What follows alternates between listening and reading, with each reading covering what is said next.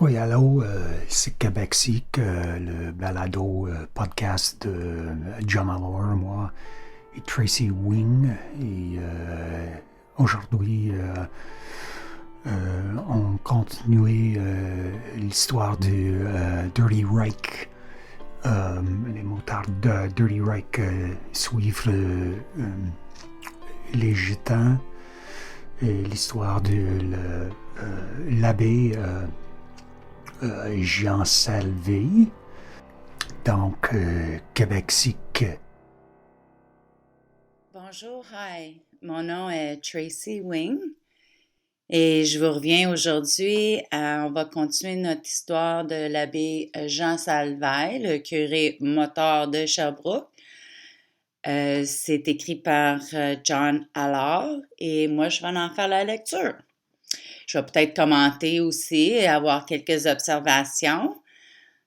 En 1969, le club de motards Dirty Reich de Sherbrooke change officiellement son nom pour les Gitans lors d'une assemblée générale tenue ce printemps-là. L'événement a été couvert dans l'édition du 19 juin 1969 de la Tribune, comme s'il s'agissait d'un reportage sur une affaire gouvernementale au Parlement du Québec. Il faudrait un certain temps, notait consciencieusement la Tribune, pour que les membres produisent de nouveaux écussons qui coûteraient environ 500 $ au club. Il y a eu une longue discussion sur le simple fait de coller un écusson par-dessus et de rejoindre le Québécois MC dans la ville voisinante de Granby.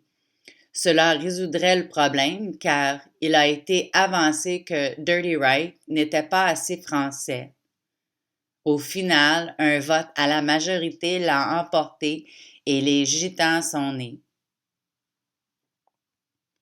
La Tribune a rapporté sur d'autres projets, comment les Gitans travaillaient sur une campagne de financement pour acheter une grange à Saint-Denis de Brompton, un petit village situé à environ 20 km ouest de la ville de Sherbrooke. La collecte de fonds avait commencé et un lavoto était prévu pour la fin de semaine pour amasser 500 $ pour l'achat et 500 $ supplémentaires pour la rénovation et les travaux d'aménagement paysager. Au bout du compte, les motards ont eu leur quartier général, l'un des premiers bunkers. D'autres horreurs communautaires seraient éventuellement apparues à Lennoxville et à Sorel-Tracy.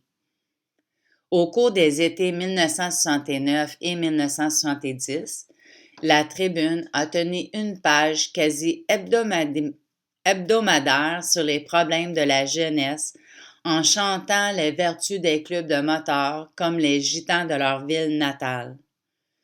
Plus de détails sont apparus sur le bunker de Saint-Denis de Brompton.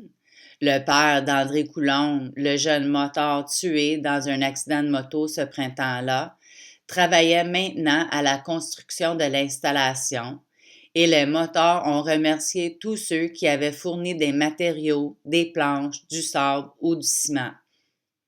Semblable au clubhouse du MUQ de Montréal, entre parenthèses situé sur un terrain donné par la ville d'Anjou et British Petroleum, il y avait une étendue de bois à l'arrière où les membres pouvaient organiser des courses ou fournir les distances nécessaires pour que le public ne puisse pas observer ce qu'ils faisaient.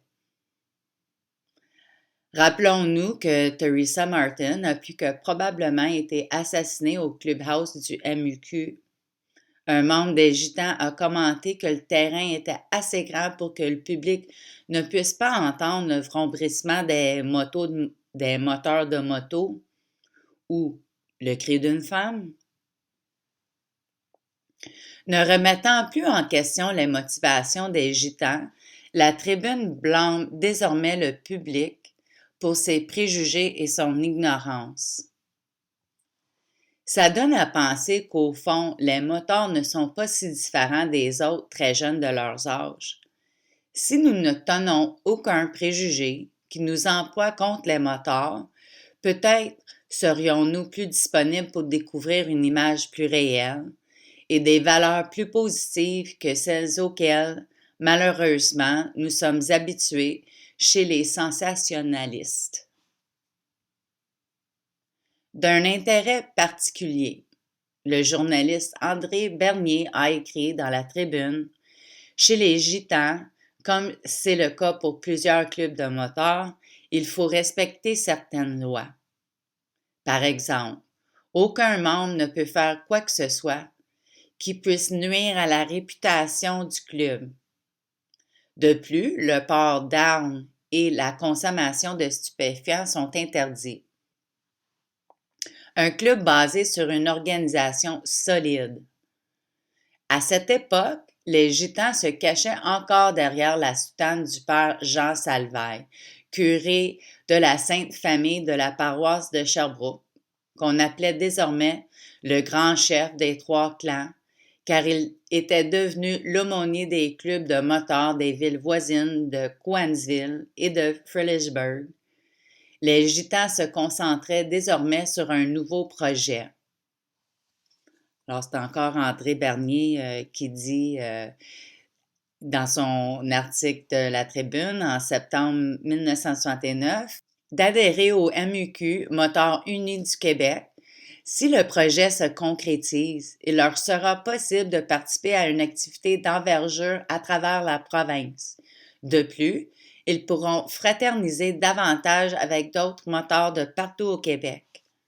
La consolidation avait clairement déjà commencé et, selon un membre des Gitans, le club a reçu des efforts divins pour aider à son organisation.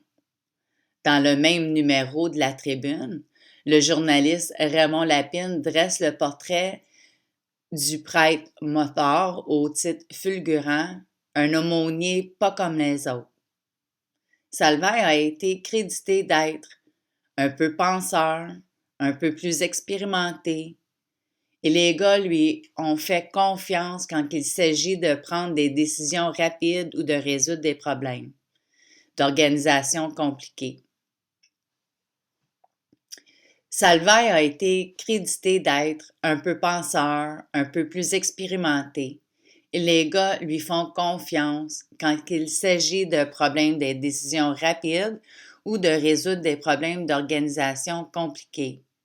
Il ne fait pas tout, loin de là, mais il peut aider les gars à s'organiser. Un aumônier pas comme les autres. Le ministère de Salvaille s'est étendu à travailler avec les gars et à les aider avec leurs problèmes. Il y a même des photos de Jean Salvaille travaillant sur la rénovation d'un projet de grange à Saint-Denis de Brompton, le fameux bunker. Il est à noter que la démarche d'adhésion à la MUQ était une manœuvre tactique plutôt brillante. Maintenant, à chaque fois qu'un motard se faisait virer par la police à Montréal ou vice-versa, il pourrait simplement dire qu'ils étaient là pour les affaires du MUQ, alors que le véritable objectif était la distribution de stupéfiants et le trafic de jeunes filles, et avec tout ce commerce illicite mené sous la bénédiction directe de la police, du gouvernement et maintenant de la force sociale la plus puissante de la province du Québec, l'Église catholique.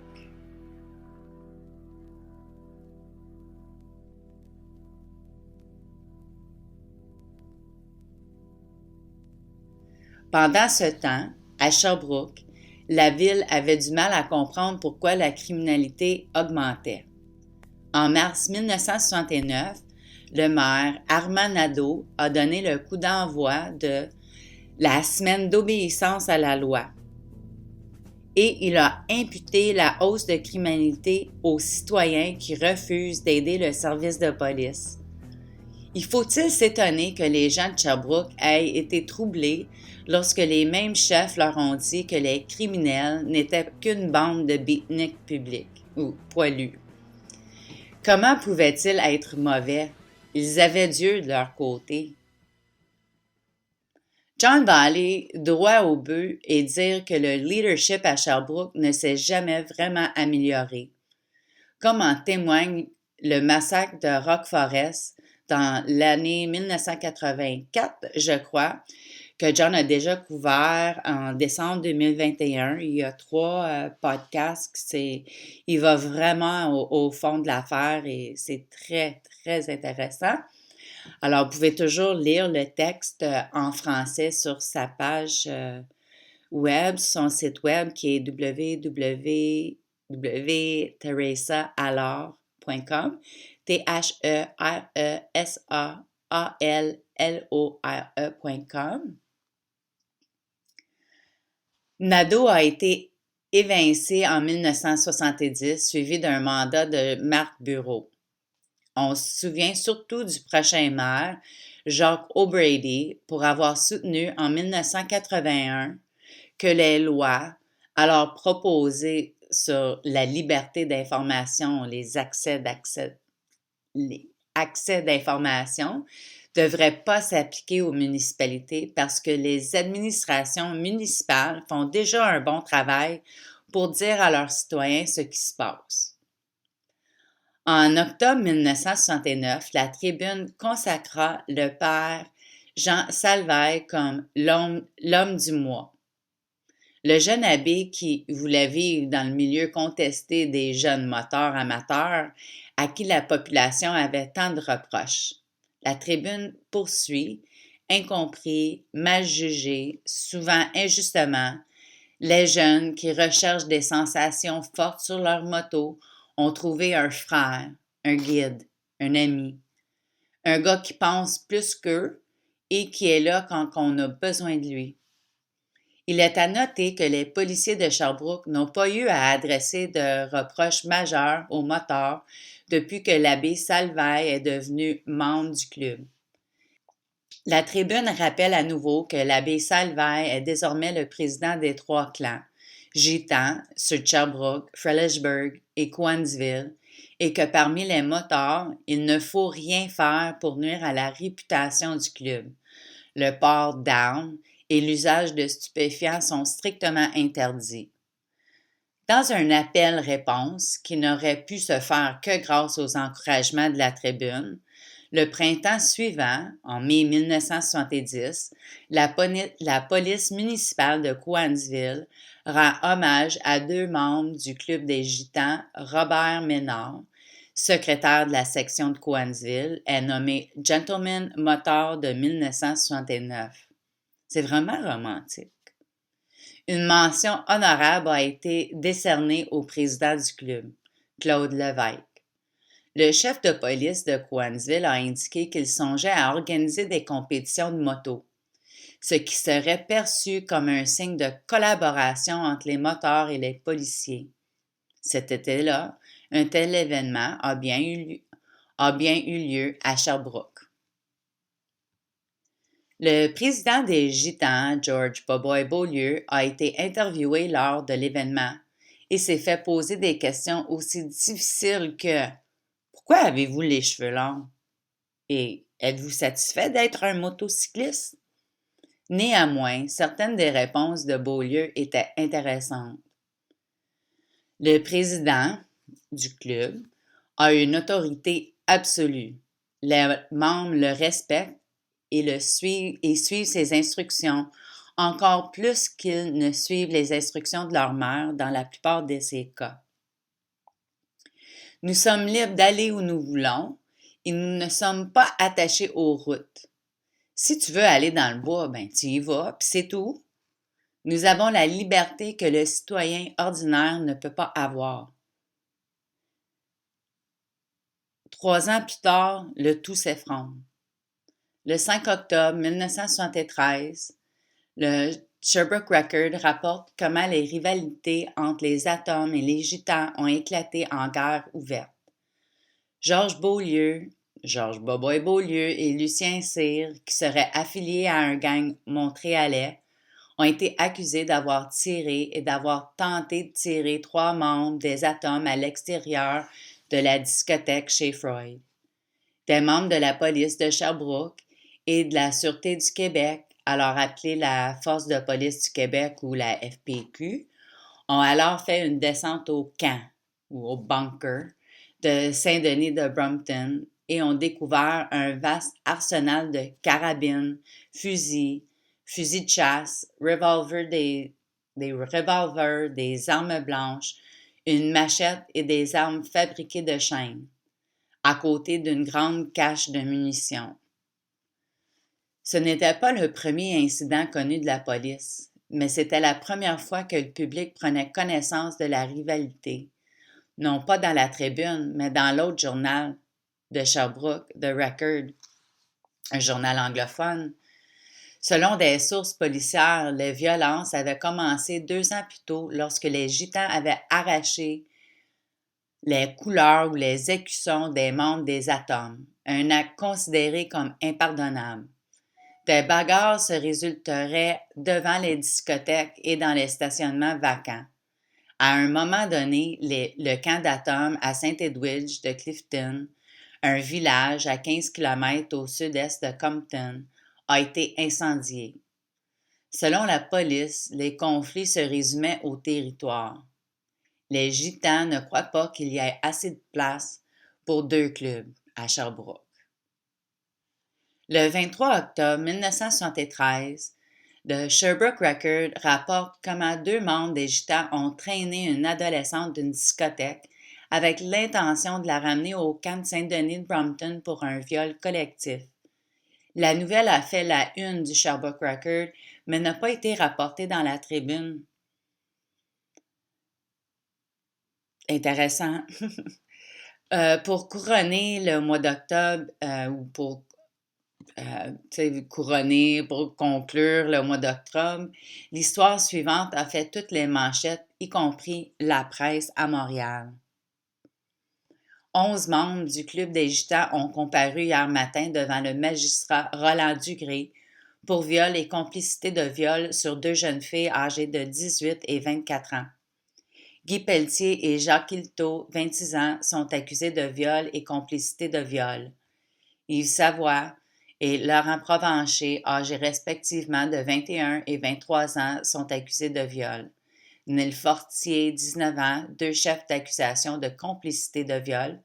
Gaétan Berger, 20 ans, complicité de viol, ainsi que Michel Roy, 33 ans, Michel Fortier, 23 ans, Pierre Jacob, 23 ans, et Jacques Boucher, 19 ans. Georges Boboy-Beaulieu, président du Gitan Club ou du Club Gitan, qui était déjà en liberté sous caution, dans l'attente d'une enquête préliminaire sur une accusation de voies de fait grave sur la personne d'un membre des Atomes, a été inculpé hier de 2 chefs. Intimidation d'un témoin dans le cadre de l'enlèvement d'une jeune fille et complicité de viol. Les Gitans, dont le public avait été amené à croire qu'ils voulaient juste être tranquilles, par les médias, la police, l'Église, avaient maintenant violé collectivement 2 jeunes filles de Sherbrooke. 2 des 11 hommes inculpés, Gaétan Berger et Georges Boboy-Beaulieu, seront éventuellement nommés dans le rapport SECO du gouvernement du Québec. Depuis le printemps 1969, date à laquelle il était connu pour la première fois sous le nom de The Dirty Right, l'implication du père Jean Salvaille auprès des Gitans leur avait donné le temps dont ils avaient besoin pour s'organiser et de devenir une opération criminelle pleinement opérationnelle. Personne n'a tendu la main au père Salvaille pour lui demander ses commentaires à ce sujet. Ça veut dire personne de la tribune. Je vais m'arrêter maintenant un peu et vous faire considérer cette connexion de Saint-Edwidge et Compton mentionnée plus tôt. Au début des années 1970, le King's Hall à Compton n'était pas une résidence pour un cégep mixte, comme il le devient à la fin de cette décennie, mais un internat privé pour filles, un pensionnat privé pour les filles. Et vous aviez des motards qui ont violé collectivement, qui voyageaient le long de la route vers le camp des Atomes, finissant par l'incendier, passant devant cette école quotidiennement. La Kings Hall Girls School a été fermée en 1972. Nous dit-on pour des raisons financières. Mais est-ce cela toute l'histoire? Comme il s'agissait d'une institution privée, nous ne saurons peut-être jamais quels abus ont été subis par ces jeunes femmes, à moins que quelqu'un ne trouve le courage de se manifester. Comme je vous dis, l'histoire au Québec, au Canada, c'est vraiment... il ne faut pas l'oublier. C'est juste ça, pour ça que moi, j'aime faire ces balados, j'aime lire qu'est-ce que John m'envoie. Je suis toujours surprise. Surprise puis pas surprise tout en même temps.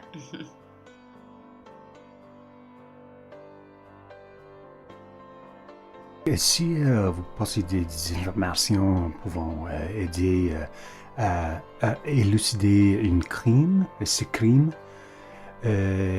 communiquez avec le central d'information criminelle de la Sûreté du Québec au 1-800-659-4264 ou par courriel. Si ici à commercial Sûreté surete.qc.ca.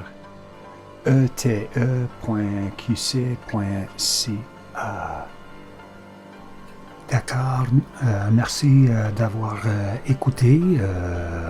C'est John Allor, c'est Québec Sikh. Passez une bonne soirée.